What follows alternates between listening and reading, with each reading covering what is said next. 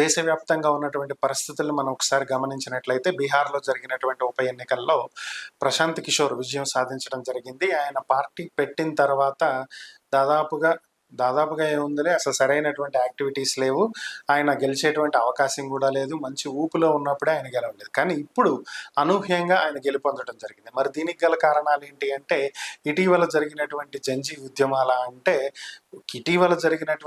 ఉద్యమాలే కాదు, ఓవరాల్గా దేశవ్యాప్తంగా యువత ఒక మార్పుని కోరుకుంటున్నారు అనేటువంటి సంకేతాలు చాలా స్పష్టంగా వినిపిస్తున్నటువంటి పరిస్థితి, కనిపిస్తున్నటువంటి పరిస్థితి కూడా.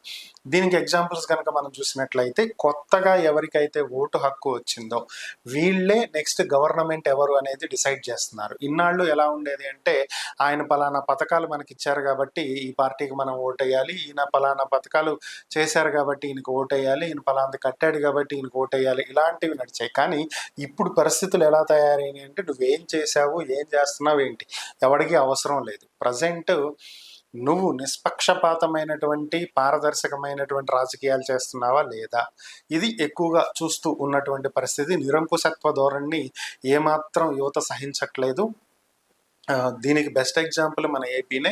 గతంలో 2019-2024 మధ్యలో ఉన్నటువంటి ప్రభుత్వంలో చాలా వరకు కూడా అధికారులు ఎవరైతే ఉన్నారో వాళ్ళకి అధికారాలు లేకుండా పోయినటువంటి పరిస్థితి. ఒక ఎంఆర్ఓ దగ్గరికి వెళ్ళి క్యాస్ట్ సర్టిఫికేట్ కావాలి అంటే మీరు వాలంటీర్ దగ్గరికి వెళ్ళండి, వాలంటీర్ మీ గ్రామ సచివాలయానికి చెప్తాడు, మీ గ్రామ సచివాలయం నుంచి మాకు వస్తే మేము అప్రూవ్ చేస్తాం. సో నీకు డైరెక్ట్గా ఎంఆర్ఓ దగ్గరికి వెళ్ళి సర్టిఫికేట్ తీసుకోలేనటువంటి పరిస్థితి. పోనీ ఎమ్మెల్యే దగ్గరికి వెళ్తే పని అవుతుందా అంటే అక్కడ కూడా ఉన్నటువంటి.